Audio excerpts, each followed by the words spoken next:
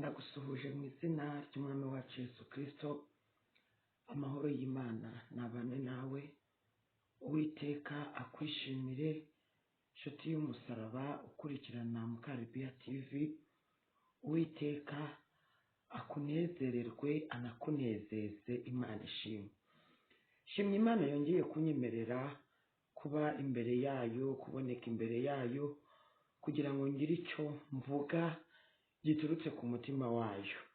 Rero mbere ya byose mbanje kubashimira urukundo mugaragaza mukurikirana ijambo ry'Imana, urukundo mugaragaza mudusengera, urukundo mugaragaza mwingingira abo muzi nabo mutazi.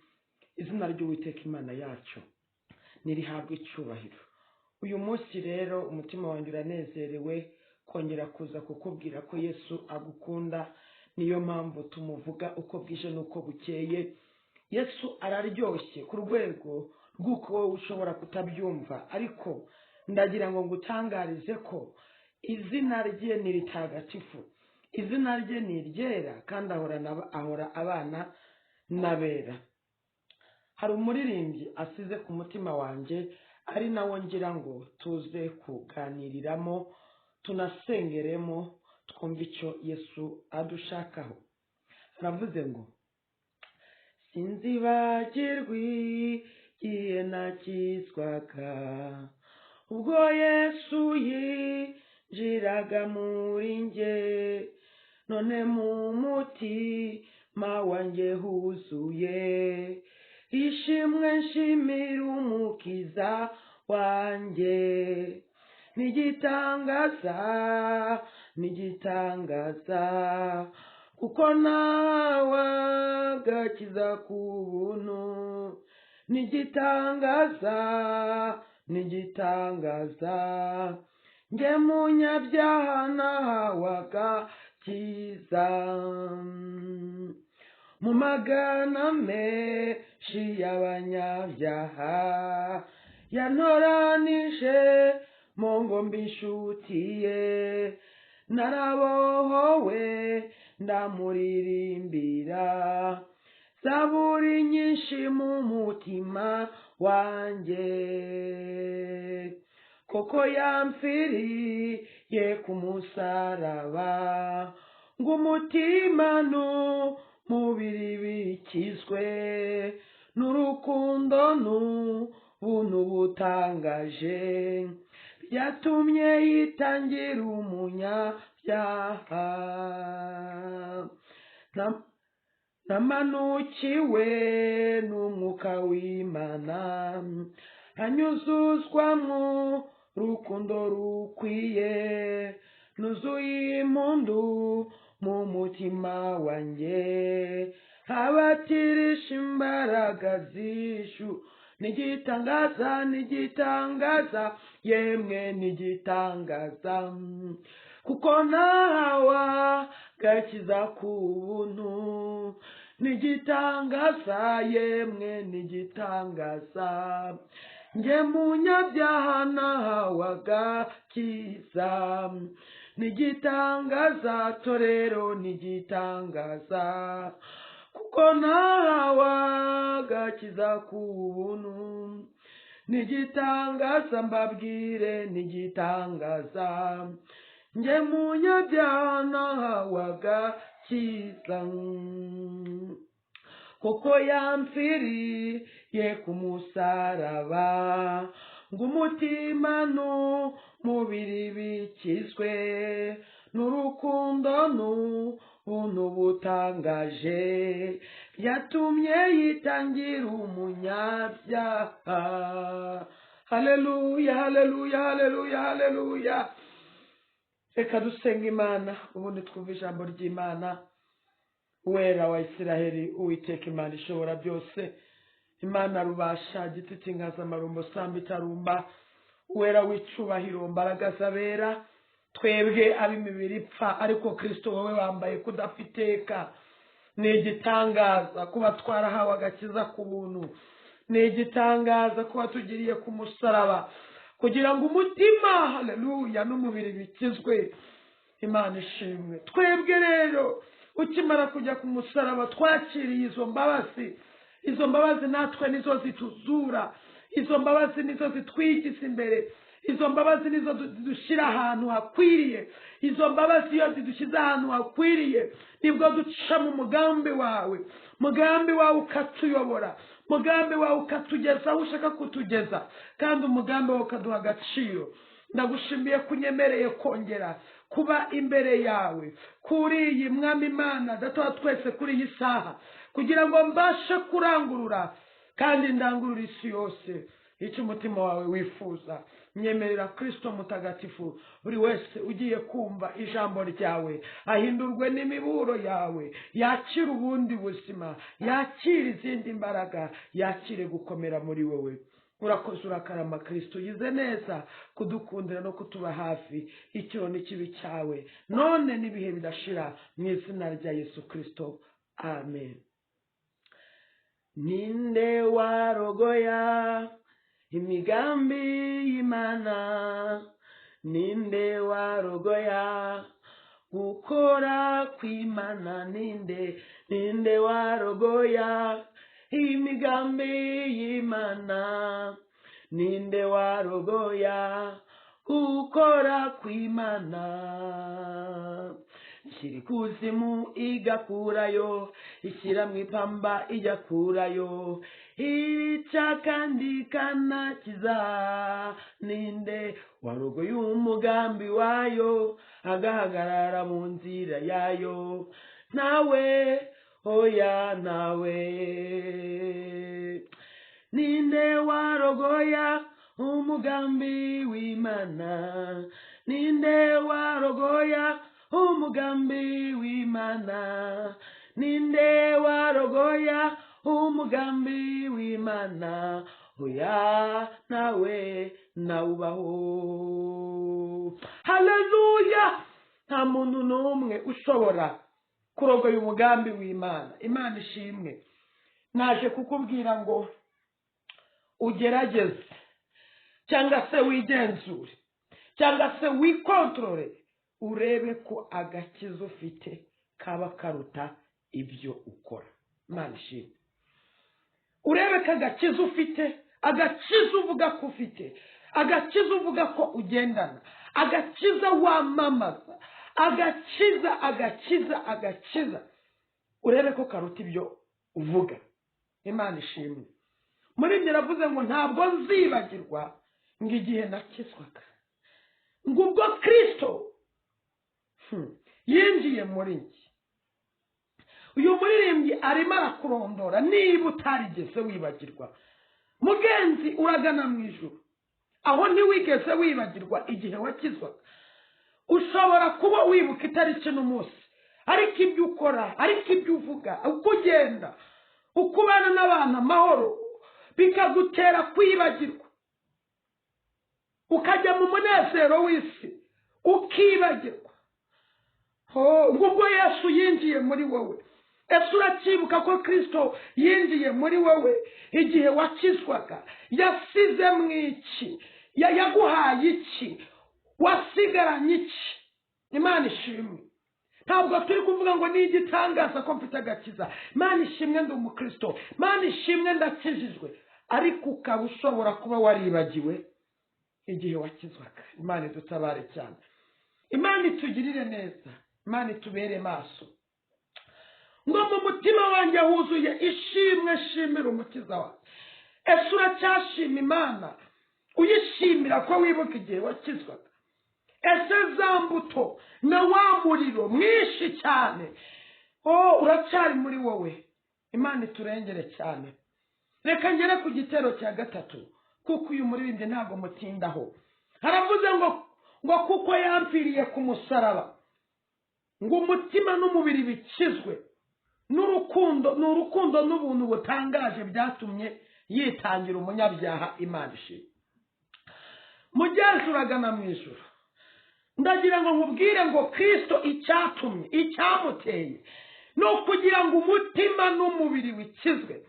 Niyo mpamvu nakuzaniye intego y'ijambo ivuga ngo Imana irashaka ko agakiza oh bastawi ni fostaye dokereze mini karuta ibyo ukora umutima n'umubiri bikizwe umunwa wawe wiririmba ngo ndakijijwe kandi umutima wawe utabiguhamiririza wivuga ngo ndakijijwe kandi intekerezo zawe zitabiguhamiririza wivuga ngo ndakijijwe kandi ingendo yawe bidahura wivuga ngo mfite agakiza amina kandi ibyo utekereza bidahura. Niki cyatuma umugambi w'Imana upfa kuri wowe?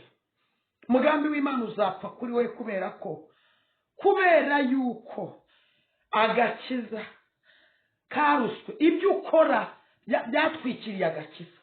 Mu yandi magambo uravuga rikijyana, uravuga bikemera, kandi ibyo uvuga yewe ntabwo bingana n'ibyo ukora. Imana idutabare cyane. Yesu yatugiriye ku musaraba ngo umutima n'umubiri bikizwe. Ugenda uririmba nzakagendana, ukavuga ngo Imana ntabwo ireba mu mutima. Sorry gatoya, ukavuga ngo Imana ntabwo ireba mu mubiri, ngireba mu mutima.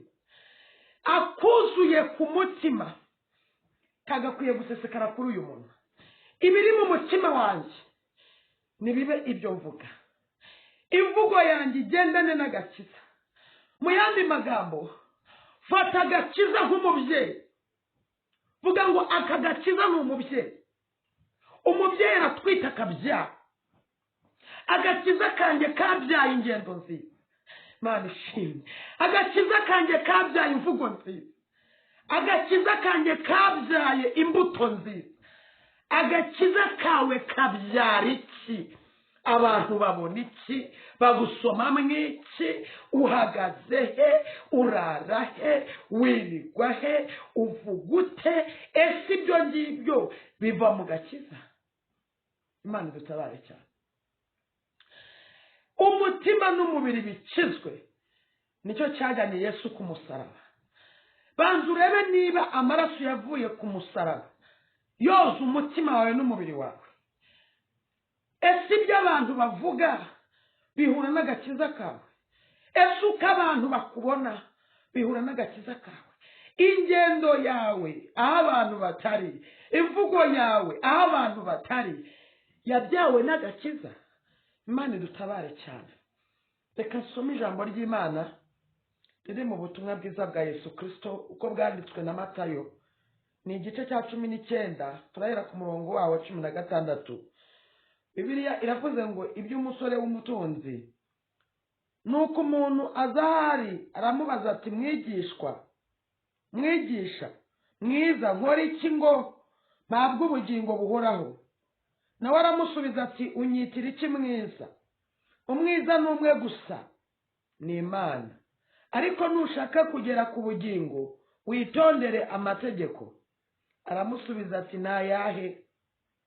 Yesu aramusubiza ati ntukice, ntugasambane, ntukibe, ntukabeshyere abandi, ubahe so na nyoko, ukunde mugenzi wawe nk'uko wikunda.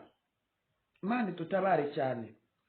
Uwo muhungu aramubwira ati ayo yose narayitondeye, none icyo nsigaje ni iki? Yesu aramusubiza ati nushaka kubutunganye rwose genda ugurisha ibyo utunze maze uhe abakene, nibwo uzagira ubutunzi mu ijuru, uhere ko uzunkurikire. Uwo musore yumvise iryo jambo agenda afite agahinda kuko yari afite ubutunzi bwinshi. Yesu abwira abigishwa be ati ndababwira ukuri yuko biruhije ko umutunzi yinjira mu bwami bwo mu ijuru. Ndetse ndababwira yuko icyoroshye ari uko ingamiya yanyura mu zuru ry'urushinge kuruta uko umutunzi yakwinjira mu bwami bwo mu ijuru.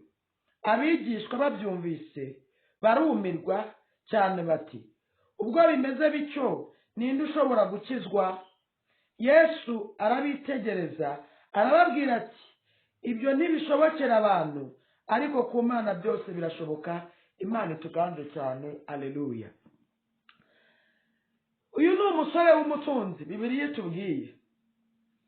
Uyu musore yaravuze ngo mwigisha. Yesu aramubwira ati unyitira iki mwiza? Aravuga ngo umwiza ni data. Reka nkubwire, abantu nibakubwira ngo uri mwiza kubera ko wavuze Imana, kubera ko wahanuye, kubera ko wabwirije bagafashwa, ujye ubanza uvuge ngo mbese ibyo navuze byose byabyawe cyangwa se bibyagwa n'agakiza nakiriye. Imana ituganze cyane. Aravuga ngo umwiza ni Imana. Buriya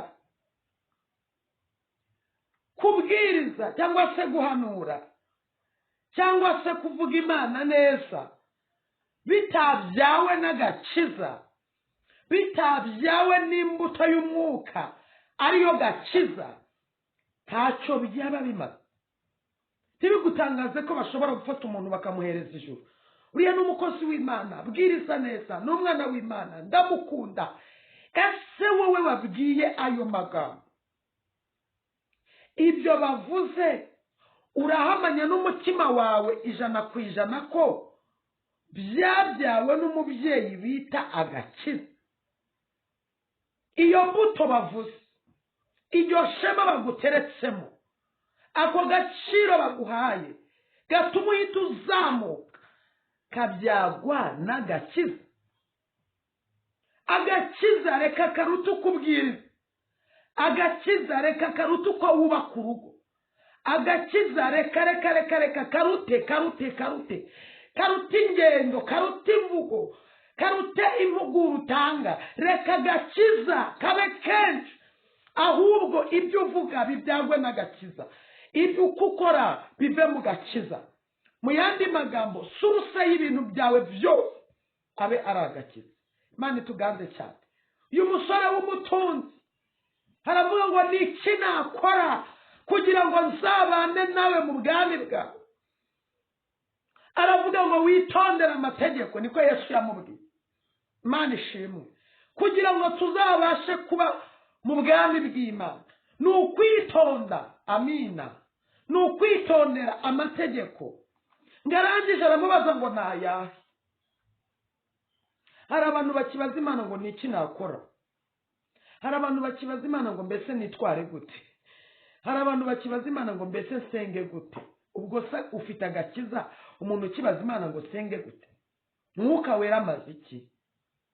Niba cyakora ubaye nta mwuka wera ugifite, wabwira mwuka wera ati ongera umanukire unyigishe gusenga, kuko hari naho atunihira iminiho twebwe tudashobora.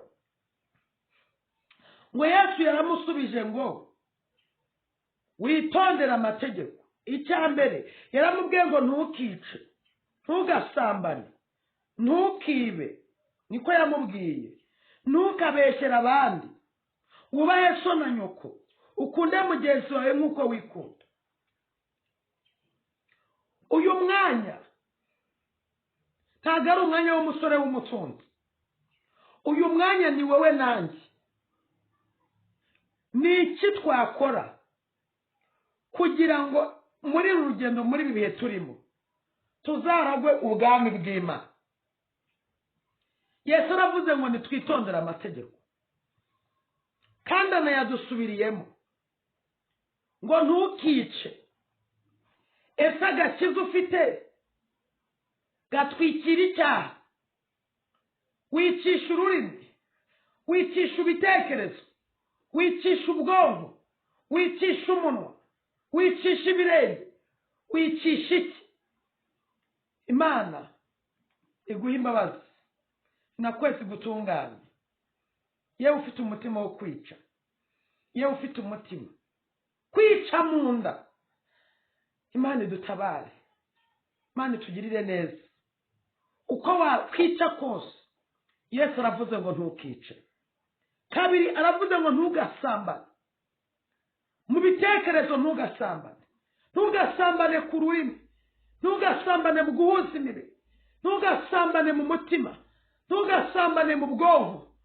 Yesu aravuze ngo ntugasambane. Ntukibe, ntukibishe ururimi, ntukibishe ibitekerezo, ntukibishe ibiganza, ntukibishe umutima, ntukishibishe ibirenge kuko n'uwatekereje kwiba angana n'uwibye. Imana idutabare cyane. Yesu aravuze ngo ntiwongere kwiba, kandi aravuze ngo ntukabeshere abandi. Reba igihe umaze ubeshya ukabeshyera mwene so, nawe ukagaruka ukibeshyera, kandi igitangaje ukavuga ngo ufite agakiza. Ushobora kuba uvuga ngo uri umukristo wo mu itorero runaka ariko utanditse mu gitabo cya Kristo. Imana idutabare cyane. Reka nkubwire, agakiza ko kubeshya kabaho, agakiza k'ubwesikoro kabaho, agakiza k'inda nini kabaho, agakiza ka mpemuke ndamuke kabaho. Imana iturengere. Ariko Yesu aravuze ngo ntukibe, ntugasambane, ntukice, ntukabeshyera abandi. Wibeshyera abandi kuko nufata igihe cyo kubeshyera umuntu, burya uwo si we uzaba uri kubeshya Imana, kandi Imana izabiguhanira. Imana idutabare cyane. Arongera aravuze ngo wubahe so na nyoko, ukunde mugenzi wawe nk'uko wikunda. Kubaha umubyeyi. Subiza ubwenge inyuma urebe agakiza ufite ko karuta kubaha ababyeyi bawe. Reba ko agakiza ufite ko gafite suruse yo kubaha ababyeyi. Ese kubaha ababyeyi bawe byavuye mu gakiza? Ngo wubahe so na nyoko, ngo kugira ngo wubahe so na nyoko kandi unakunde mugenzi wawe nk'uko wikunda. Ubaha umubyeyi wawe yaba ari umukene uko ari kose. Subiza amaso inyuma uvuge ngo ibyo naciyemo ntabwo ari ingaruka z'ababyeyi, ni umugambi w'Imana ushaka ko nagera ahantu hakwiriye. Ntabwo ababyeyi baguhindurira ubuzima Imana itabyemeye, ntabwo inshuti zaguhindurira ubuzima Imana itabyemeye. Imana idutabare. Hariho abantu benshi bihindurira ubuzima bitwaje agakiza, kandi ibyo ngibyo bihinduriyemo bitavuye mu gakiza, ahubwo bivuye mu bwesikoro. Imana idutabare cyane. Umuntu ufite agakiza arahamya, agahamya akavuga ngo Uwiteka niwe wenyine gusa ufite guhindura ubuzima bwanjye. Imana ituganze cyane. Ubaha so na nyoko, ubaha umubyeyi. Nutamwubaha ntabwo uzarama. Niko ijambo rivuga ngo wubahe so na nyoko n'itegeko kugira ngo uramire mu gihugu Imana igushizemo. Ubaha ababyeyi, niko Yesu avuze. Iri ijambo Yesu yivugiye ntukaryongereho cyangwa se ngo urigabanyeho, cyangwa se ngo urigirene, cyangwa se ngo uripfobye, cyangwa ugira ngo ni Mukalibiya uri kuribwiriza. Oya, Yesu aravuze ngo niba ushaka kujya mu ijuru nubahe papa na mama. Imana idutabare cyane. Kandi saba kubyara mu mubiri gusa, n'umuntu wese witwa umubyeyi, n'umuntu wese witwa umupapa, kugira ngo uzabashe kugera mu ijuru. Ngo kandi ngo ukunde mugenzi wawe ngo nk'uko wikunda. Imana idutabare. Niba bashobora kukunegura ukababara, kuki wowe ufata igihe cyo kunegura abandi? Niba hari abantu bajya bavuga ngo njye mba numva nta muntu wamvuga, kandi yagera hariya imbere akavuga abandi. Icyo wanga wicishira ku wundi, wisebya mwene se, wigambanira mwene nyoko, kumukunde. Niba bashobora kugukubita urushyi ukababara, kuki wowe wumva ko warukubita abandi? Niba bashobora kugutuka ukababara, kuki wowe wumva watuka abandi? Imana idutabare cyane, kandi Imana idutekerezeho, idusure. Kuko uyu musore w'umutunzi yaravuze ngo mu butunzi bwanjye ni iki nakora kugira ngo nzaragwe ubwawe. Yesu amaze kumubwira ibyo byose, aravuga ngo ibyo byose narabyitondeye, asigaza urugingo rumwe rwo kudafasha abakene. Imana idutabare. Ni gute uririmba agakiza karuta ubutunzi ufite? Reka agakiza karute amazu wubatse, reka agakiza karute amafaranga ufite ku makonti n'amabanki, reka agakiza karute urubyaro wabyaye, reka agakiza karute ibibazo ubona bikugarije, reka agakiza karute intambara urwana nazo, reka agakiza karute babandi bakuvuga, babandi bagusebya, reka agakiza kabisumbe byose. Haleluya, Imana ishimwe. Yesu arangije aramubwira ngo noneho genda ufate ibyo utunze uhereza abakene. Ayiwe data we, gufasha abakene ko mbona bigonza abantu benshi. Ugasanga ugiye ku musozi w'Imana, ugiye gusenga Imana, uhuriye n'umuntu waburaye, uhuriye n'umuntu uri gusengera 15,000 byo kwishyura inzu, uhuriye n'umuntu uri gusaba imyambaro, ariko wewe urabyikwije, ntago uri gusengera 15. wowe urimo urabwira Imana ngo business yawe igende neza. N'inshuti yanjye mwene data, reka agakiza, haleluya, karuta kusenga. Wagakwiriye kuvuga ngo none nshuti yanjye, we numvishe ubabajwe n'inzu ya 15, akira dore ngaye, ahubwo ngicyanzanye ni iki ngiki. Amina. Ayo niyo masengesho yo mu gakiza. Amasengesho y'umuntu uri mu gakiza ni ibikorwa, ni ukwera imbuto. Imana ishimwe. Agakiza karuta ibyo utanga. Imana ishimwe. Any wisdom, la bonne stance contre bonne foregide. Imana ishimwe. Reka agakiza gasumba ahantu ba, agakiza gasumba abo mu bandi, agakiza gasumba ibyubamo. Oh Yesu we, mbese mu yandi magambo ibintu byose bitwikirwe n'agakiza. Imana itugirire neza. Bene data, jya witekerezaho uvuga ngo mbese agakiza, mvuga ngo sinzibagirwa igihe nakizwaga. Agakiza mfite nakumwimerere cyangwa kahinduwe n'ibihe ngezemo. Hari abantu bagera ahantu agakiza kagahita gahinduka. Narabisengeye, narabivunikiye, yalelelelele, akarya abandi bashonje. Yesu yavuze ngo fata ibyo ufite hereza abakene. Muri iki gihe tugiye gusohoramo, wahaye umukene niwe ugiye kubona ubwami bw'Imana bumugaburira. Uwambitse abandi niwe ugiye kubona ubwami bw'Imana bumugirira neza. Uwasuye abandi niwe ugiye kubona ubwami bw'Imana bumusura. Imana ishimwe. Ubw'imbabura n'amagaze bigiye kumanikwa, nibwo ugiye kumenya agakiza ko karusa ibyo wavuze, ko karusa ibyo wakoze, ko karusa aho wagiye. Imana ishimwe cyane. Imana ituganze cyane. Byaba bimaze iki kuba kuririya kure baravuga ngo uriya muntu arakijijwe, ariko muri quartier ubamo bakavuga akizwa iki. Ariko uyu munsi nakuzaniye ijambo rikubwira ngo reka agakiza ufite, reka agakiza ka Yesu Kristo gatwikira ibintu byose. Abantu babona agakiza mu mvugo yawe, banakabone mu bikorwa, banakabone mu myitwarire, banakabone mu misengere, banakabone mu myambarire. Agakiza karuta ibyo wambaye. Cyane ijambo karyumva cyane. Agakiza karuta uko wambara.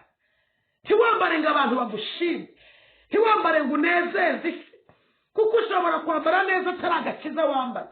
Ambara agakiza, senga mu gakiza, iyorose agakiza, ubakira urugo mu gakiza, kora imirimo y'Imana mu gakiza, fashiriza abakene mu gakiza. Mbese muri byose uvuga ngo mama w'ubuzima bwanjye bwose ni agakiza. Imana itugane.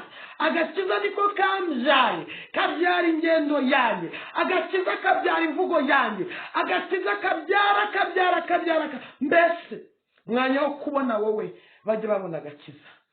Imana ituganze cyane. Witekerezeho. Aya magambo ni Yesu we yagiranye n'umusore w'umutunzi. Nawe Yesu yagiraga ngo ayagirane nawe ndetse nanjye.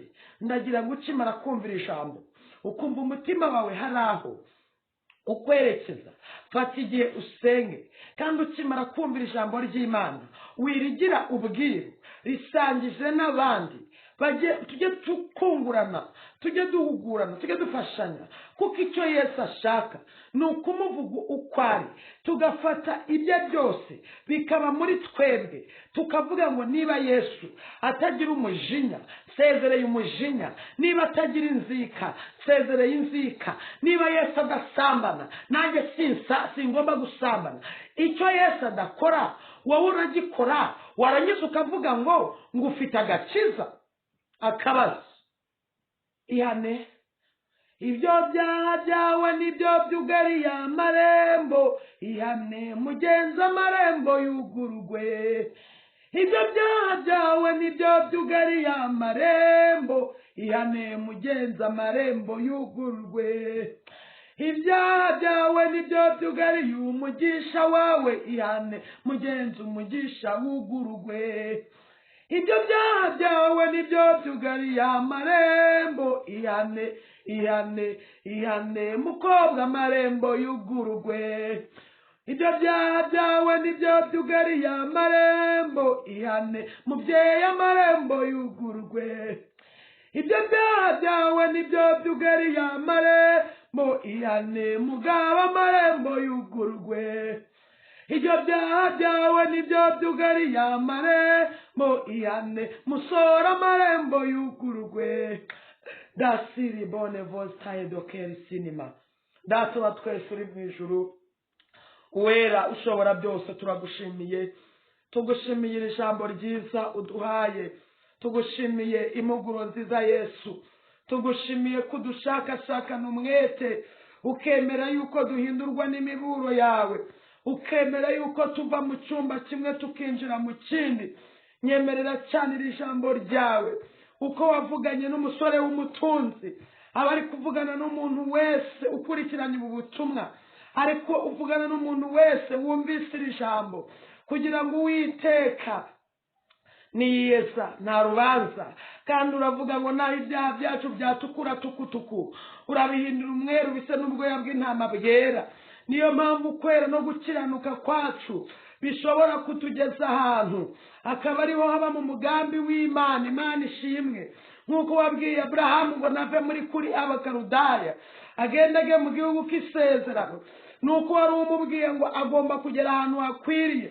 Kugira ngo umuntu agire ibyo ageraho, agire n'ibyo abona, birasaba ko yimuka akagera ahantu hakwiriye, kandi ahantu hakwiriye aba ari mu mugambi w'Imana.